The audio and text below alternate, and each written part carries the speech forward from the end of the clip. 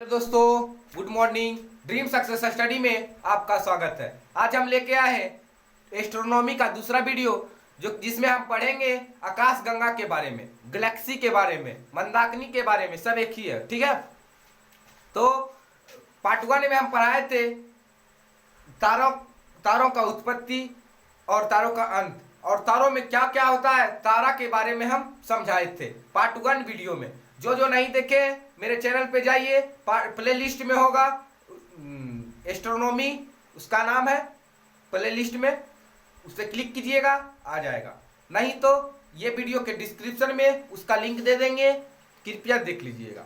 आज देखते हैं पहले तारों का रंग किस पर निर्भर करता है।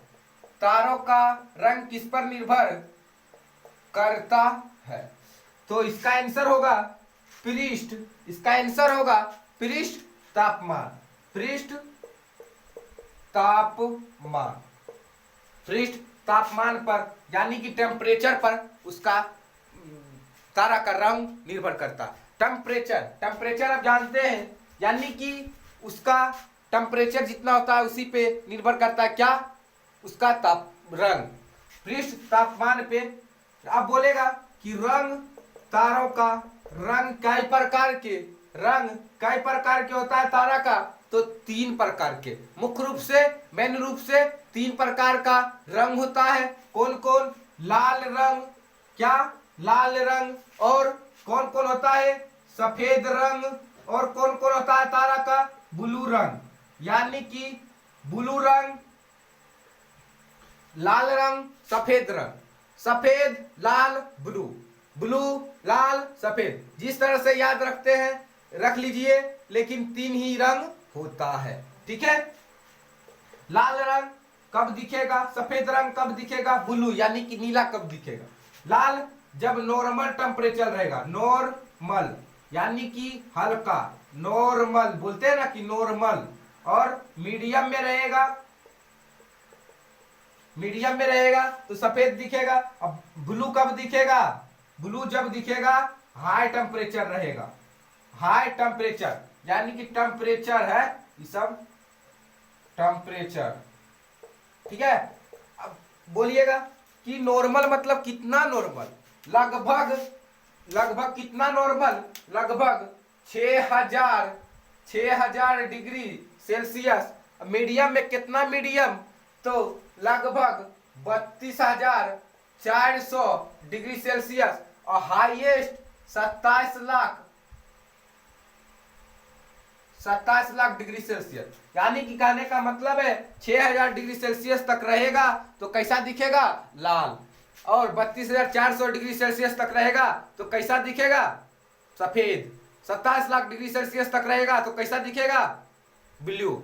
आप लोग समझ गए होंगे, एक टेम्परेचर है, इतना पर रहेगा टेम्परेचर, उसका तारा का टेम्परेचर 6000, तो कैसा दिखने वाला है, लाल। आप लोग कई लोग बोलते होंगे कि येलो भी दिखता है, येलो नहीं दिखता है, वो टेम्परेचर के कारण वैसा प्रभाव होता है, लेकिन वो टेम्परेचर के कारण लाल दिखाई देता है, आंख उतना कैप्चर नहीं कर पाता है। ठीक है, वो येलो नहीं दिखता। आप बोलते होंगे दिन में धूप तो येलो दिखता है, येलो नहीं होता, रेड होता है। ठीक है, इसको मिटाते हैं।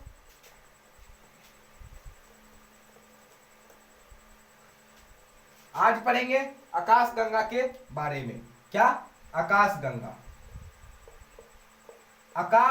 गंगा यानी कि गैलेक्सी।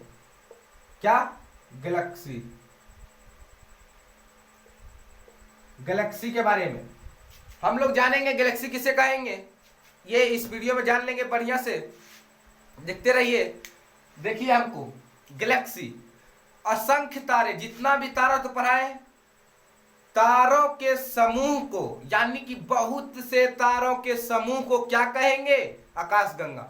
बहुत से तारों के समूह को आकाशगंगा कहते हैं, यानी कि असंख्य, जिसको गिना नहीं जा सकता, असंख्य तारों के समूह को क्या कहते हैं, असंख्य तारों के समूह को आकाशगंगा कहते हैं। असंख्य तारों के समूह को आकाश गंगा कहते हैं, यानी कि जिसे हम गैलेक्सी कहते हैं। आकाश गंगा भी एक आधु को बना देते हैं, आपको समझ में आएगा। जैसे ये तारा है, असंख्य तारा के समूह, यानी कि बहुत तारा है इसमें, है कि नहीं, है ना, ये एक समूह है, हाँ है। तो ये बन गया क्या, आकाश गंगा यानी कि गैलेक्सी। यहां पे देखिए, है कि नहीं, गैलेक्सी।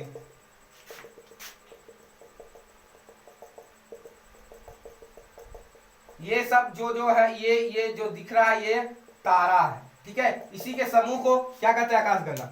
आप बोलिएगा कि आकाशगंगा को मंदाकिनी क्यों कहा जाता है, वो अभी हम बताएंगे, रुकिए थोड़ा सा, बता रहे हैं वही चीज आज बताने वाले हैं। तो देखिए, आकाशगंगा समझ गए ना। अब देख, आकाशगंगा को ही मंदाकिनी कहते हैं,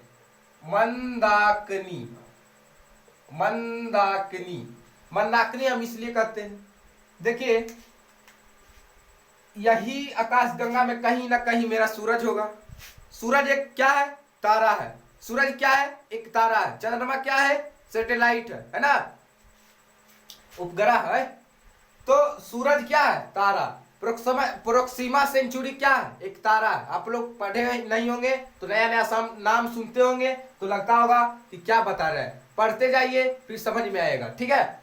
आप कहीं ना कहीं ये आकाशगंगा में इसमें होगा या इसमें कहीं एक जगह होगा, यहाँ हो, यहाँ कहीं भी हो सकता है। क्या, अपना एक सूरज जो है, तारा, वो कहीं हो सकता है। मान लीजिए कि यहाँ पे वो सूरज है, क्या, यहाँ पे ये क्या है, सूरज। तो सूरज यहाँ है ना। तो इसको, इस आकाशगंगा को क्या बोल दिया गया, मंदाकिनी। जिस आकाशगंगा में अपना सूरज उपस्थित है उसको क्या बोल दिए, मंदाकिनी। जिस आकाशगंगा में अपना सूरज उपस्थित है उसको क्या बोल दिए बाबू, मंदाकिनी। मंदाकिनी को ही इंग्लिश में मिल्की वे कहा जाता। मंदाकिनी का इंग्लिश नाम क्या है, मंदाकिनी का इंग्लिश नाम मिल्की वे है, ठीक है। ये आकाशगंगा सिर्फ है, आकाशगंगा यानी कि गैलेक्सी। इसको क्या कह सकते हैं, गैलेक्सी। इसको भी क्या कह सकते हैं, गैलेक्सी। ब्रह्मांड में लगभग 100 कितने गैलेक्सी है, लगभग 100 अरब तारा है, लेकिन गैलेक्सी कितना है, ब्रह्मांड में लगभग कितने आकाशगंगा है, तो लगभग 100 अरब आकाशगंगा है। 100 अरब आकाशगंगा है। अब प्रत्येक आकाशगंगा में, प्रत्येक ऐसा कितना है ब्रह्मांड में, लगभग 100 अरब ऐसा कितना आकाशगंगा, 100 अरब। लेकिन प्रत्येक आकाशगंगा में ये जो तारा है, जो हम बनाए, ये तारा मानिए, तो ये कितना है, लगभग 100 अरब तारे। यानी कि कहने का मतलब है, आकाशगंगा कितना है ब्रह्मांड में, 100 अरब। अब प्रत्येक आकाशगंगा में कितना तारा, तो 100 अरब तारा। प्रत्येक आकाशगंगा में कितना तारा, 100 अरब तारा। और जिस आकाशगंगा में हमारी सूरज है उसके क्या कहते हैं, मंदाकिनी, ठीक है, मंदाकिनी। जैसे आप समझिए, अपना घर को क्या बोलता है लोग, होम। दूसरे घर को हाउस, यानी कि योर हाउस, माई होम, है ना। माई हाउस कभी बोलते हैं नहीं, माई हाउस नहीं, माई होम, मेरा घर। दूसरे का घर यानी कि योर, उसका घर, his home, his house. His home नहीं बोलते उसका घर। यानी कि कहने का मतलब दूसरों का घर, यानी कि दूसरा का हाउस। मेरा घर, मेरा हाउस नहीं, मेरा होम है ना। इसी तरह से जिस आकाशगंगा में सूरज रहता है उसको मंदाकिनी बोल दिया गया। अब मंदाकिनी का इंग्लिश में मिल्की वे है कि नहीं, मिल्की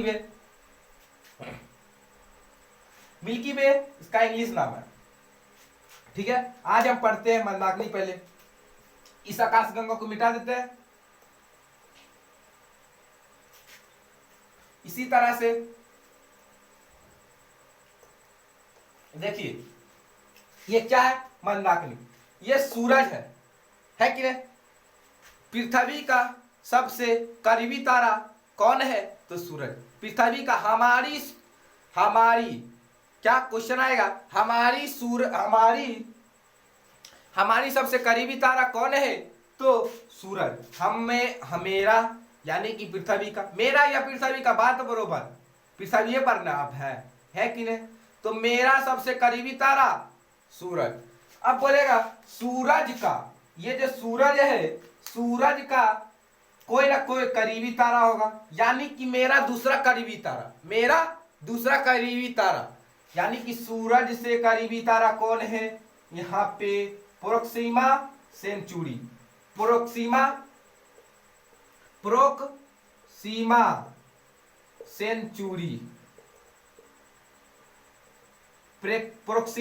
सेंचुरी, इसका नाम किया है प्रोक्सिमा सेंचुरी, जो कि सूर्य से करीबी तारा प्रोक्सिमा सेंचुरी। ऐसा भी हो सकता है ना कि ये आकाश गंगा है, ये आकाश गंगा को मंदाकिनी कहा गया, ये मंदाकिनी की सबसे करीबी आकाश गंगा, यानी कि सटल नहीं है, सौरभ,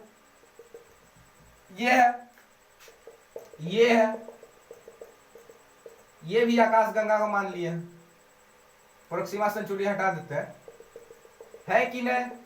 ये आकाश गंगा है, ये आकाश गंगा है, लेकिन मंदाकिनी का सबसे करीबी आकाश गंगा को क्या कहा गया, ये है करीबी इससे कि ये है, तो देखिए सबसे इससे, ये आकाश गंगा से करीबी ये है, इसलिए इसे क्या कहा गया, एंड्रोमेडा, यानी कि देवयानी।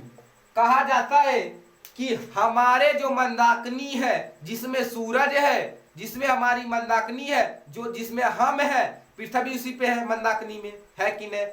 जब सूरज यहाँ रहेगा तो यहाँ पृथ्वी है नहीं, इसी में है, ठीक है। तो हमारे मंदाकिनी की सबसे करीबी आकाश गंगा को क्या कहा जाता है, तो देवयानी। क्या कहा जाता है, देवयानी, यानी कि एंड्रोमेडा नाम दे दिया गया, ठीक है। सबका अलग अलग नाम है, और एंड्रोमेडा और कहा जाता है, ठीक है, देवयानी। और सबसे चमकीला तारा साइरस, इसी पे है कहीं चमकीला तारा, मंदाकिनी में भी है चमकीला तारा, जिसे हम कहते हैं साइरस। सबसे चमकीला तारा बोला जाएगा तो साइरस, ठीक है। प्रोक्सिमा सेंचुरी क्या है, तो हमारा दूसरा सबसे करीबी तारा है, लेकिन सूर्य का क्या है, सूर्य का सबसे करीबी तारा क्या है, प्रोक्सिमा सेंचुरी, ठीक है। और पढ़ते हैं इसके बारे में।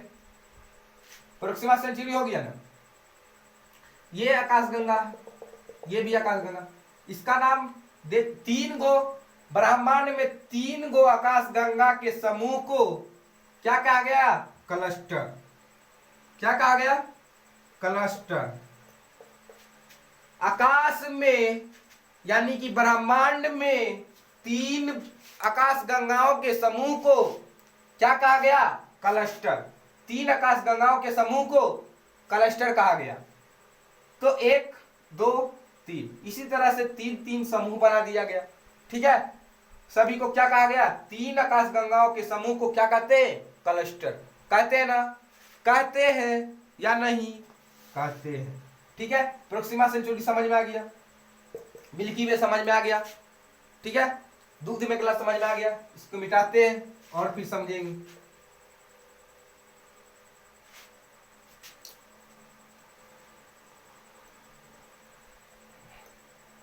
ये जो आकाश गंगा है, ये जो आकाश गंगा है, ये जो आकाश गंगा है जिसपे मेरी सूरज है, जिसपे मेरी सूरज है, वो एकदम पूरा साइड में है। और ये सूरज, और ये जो सूरज है, ये अपना ब्रह्मांड यानी आकाश गंगा का चक्कर लगाता है। जिस तरह से हम पृथ्वी चक्कर लगाता है, जिस तरह से पृथ्वी चक्कर लगाता है, उसी तरह से सूरज भी चक्कर लगा रहा है। किसका, आकाश गंगा का। इस तरह से आकाश गंगा का सूरज चक्कर लगा रहा होता है। और यह कितने दिन में चक्कर लगा, आप लोग बताइए कि पृथ्वी चक्कर कितने दिन में लगा लेता है? तो बोलिएगा कि 365 दिन में, 365 दिन में चक्कर लगाता है, जो कि 1 साल होता है।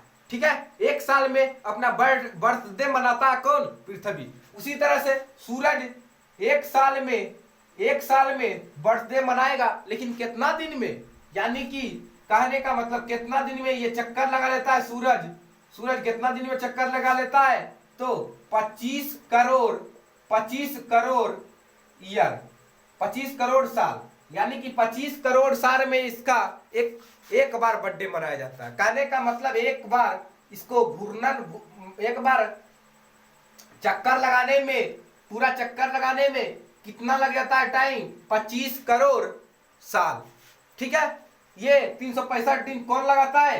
पृथ्वी। ठीक है, आप कहिएगा इतना, यानी कहने का मतलब कोढ़िया है कि जो कि धीरे धीरे चलता है? नहीं, पूरा स्पीड चलता है। अभी आप लोग को बताएंगे 250 किलोमीटर प्रति सेकेंड के चाल से चलता है। कहने का मतलब है कि 1 सेकेंड में 250 किलोमीटर पार हो जाता है। उतना के रफ्तार से ये चक्कर लगाता है। समझिए कि इसी से आप पता लगा सकते हैं कि जो मंदाकिनी है, मंदाकिनी वो कितना बड़ा है। इसी से आप पता लगा सकते हैं कि 1 सेकेंड में 250 किलोमीटर पार कर जाता है सूरज, यानी कि चक्कर लगाने के दौरान। तो 25 करोड़ साल लग जाता है एक चक्कर लगाने में। इसलिए आप समझ सकते हैं कि मंदाकिनी जो है, यानी कि आकाशगंगा कितना बड़ा है। ठीक है, ठीक है, और 250 किलोमीटर प्रति सेकेंड के चाल से लगाता है। ये 25 करोड़ साल में एक बार चक्कर लगाता है। यानी कि कहने का मतलब कि सूरज भगवान, यानी कि सूर्य आकाशगंगा का चक्कर कितने दिनों में लगाता है? वहां 1 साल कितने दिनों में होता है? 1 साल कितना दिन का होता है? ये सब पूछ सकता है। तो आंसर क्या होगा? 25 करोड़ ईयर, यानी कि 25 करोड़ साल। इसको क्या कहते हैं? इसलिए इसको कहते हैं कॉस्मिक ईयर के नाम से जाना जाता है 25 करोड़ ईयर। ठीक है, समझ गए? अब समझाते हैं। ये सूरज है ना, है कि नहीं? देखिए, ये सूरज है, इसके ये समझ गया? देखिए, इसको बिठाते हैं, दूसरा बनाते हैं। ठीक है, जैसे ये क्या है? आकाशगंगा।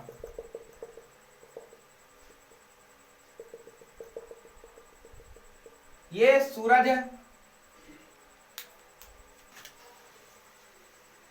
ये साइड में सूरज है। इससे थोड़ा सा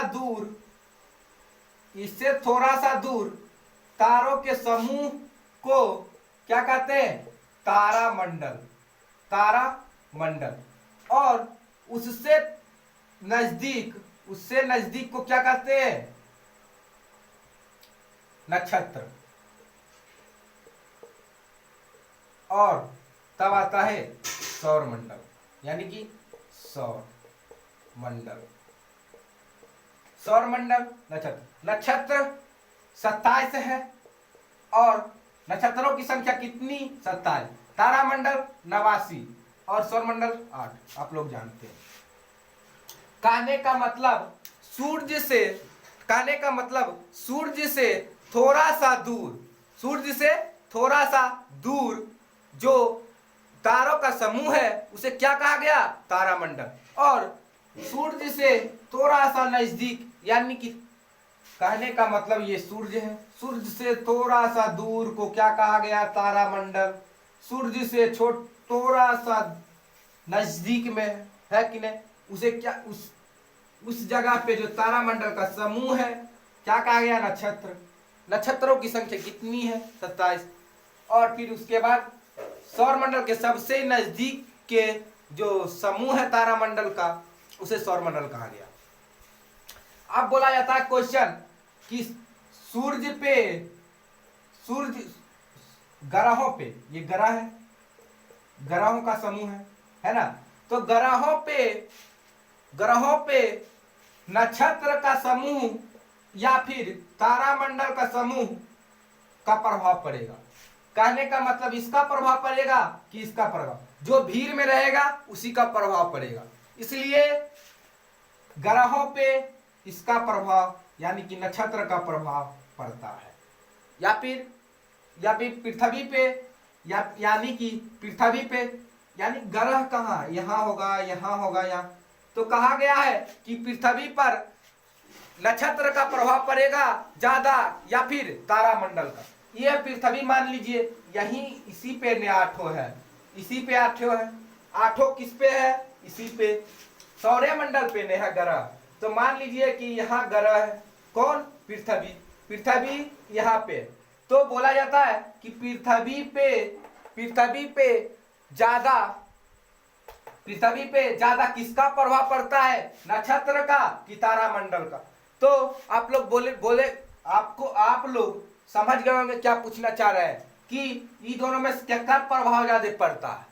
तो आप लोग बोल रहे होंगे कि तारामंडल का, क्योंकि तारामंडल दूर नहीं, जो भीड़ में रहता है उसी का प्रभाव नहीं पड़ता है। जैसे देखिए इतना दूर मेरा हाथ झूम रहा है कि नहीं, इसको ये यहाँ है, देखिए कहने का मतलब ये कोई यहाँ रख दिए यहाँ, और यहाँ से देखिए इसको पकड़ लेंगे कि इसको थोड़ा सा देरी लगेगा। कहने का मतलब जो भीड़ में है उसी को ले, उसी पे प्रभाव ज्यादा पड़ेगा, ठीक है, उसी पे ज्यादा प्रभाव पड़ेगा। तो जो भीड़ में कौन है, नक्षत्र। कहने का मतलब पृथ्वी पे नक्षत्र का प्रभाव ज्यादा पड़ता है और तारामंडल का थोड़ा सा कम। मतलब कहने का मतलब प्रभाव किसका पड़ता है, नक्षत्र का, ठीक है, वो हम सब पढ़ाएंगे। तो ये समझ में आ गया होगा कि सूरज से थोड़ा सा दूर के समूह ताराओं के समूह को तारामंडल कहते हैं। तारामंडल की संख्या कितना, 89।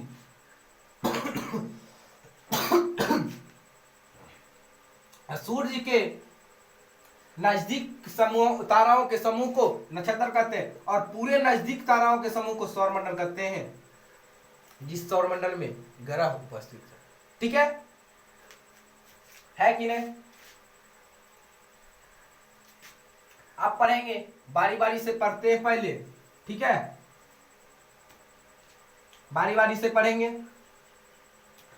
देखिए, और हाँ, पहला वीडियो में जो बच गया था क्वेश्चन कराना, यानी कि क्वेश्चन लिखाना था या पूछ लेंगे अभी, तो समझिए वो हो गया, तो वो करा देते हैं पहले।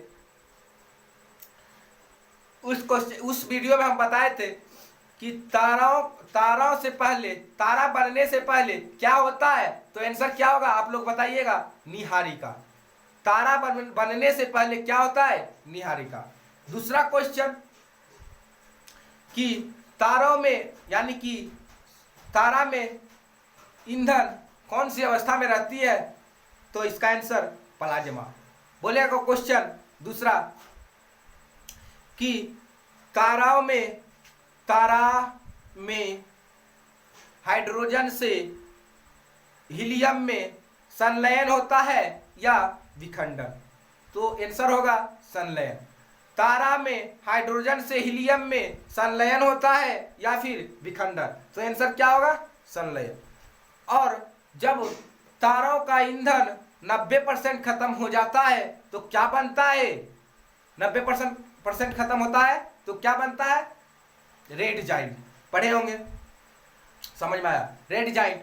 और दूसरा क्वेश्चन आएगा फिर कि जब तारों का 95% ईंधन खत्म हो जाता है और वह सूरज से 1.5 गुना छोटा रहता है, तो क्या बनता है? श्वेत वामन। कहने का मतलब ये क्वेश्चन है ऐसा कि सूर्य से लगभग 1.5 गुना तारा जब सूर्य से लगभग 1.5 गुना तारा का ईंधन 95% खत्म हो जाता है तो क्या बनता है? श्वेत वामन। श्वेत वामन किस नाम से जाना जाता है? तो जीवाश्म तारा। जीवाश्म तारा को ही श्वेत वामन कहते हैं। ठीक है, श्वेत वामन जब छोटा तारों का ईंधन समाप्त हो जाता है तो क्या बनता है? Black hole. ठीक है, अब आते हैं दूसरा क्वेश्चन। सूर्य से लगभग 1.5 गुना तारों का ईंधन 95% खत्म हो जाता है तो क्या बनता है? तो आंसर अभिनव तारा, जिसे हम सुपरनोवा कहते हैं। विस्फोटक तारा किसे कहा जाता है? अभिनव तारा को। विस्फोटक तारा किसे कहा जाता है? अभिनव तारा को। दूसरा क्वेश्चन, जब सूर्य से बड़े द्रव्यमान वाले तारों का ईंधन 100% खत्म हो जाता है तो क्या क्या बन सकता है? न्यूट्रॉन, पल्सर, क्वेसर और ब्लैक होल। ठीक है, और न्यूट्रॉनों पे चार्ज होता है या नहीं? क्वेश्चन है कि न्यूट्रॉन पे चार्ज होता है या नहीं, तो आंसर होगा नहीं। सबसे तेज गति घूर्णन वाला तारा तो पल्सर और क्वेसर। सबसे डेंसिटी वाला तारा ब्लैक होल। और बोलेगा कि रेड जॉइंट का आकार कैसा होता है? तो रेड जॉइंट का आकार बढ़ जाता है।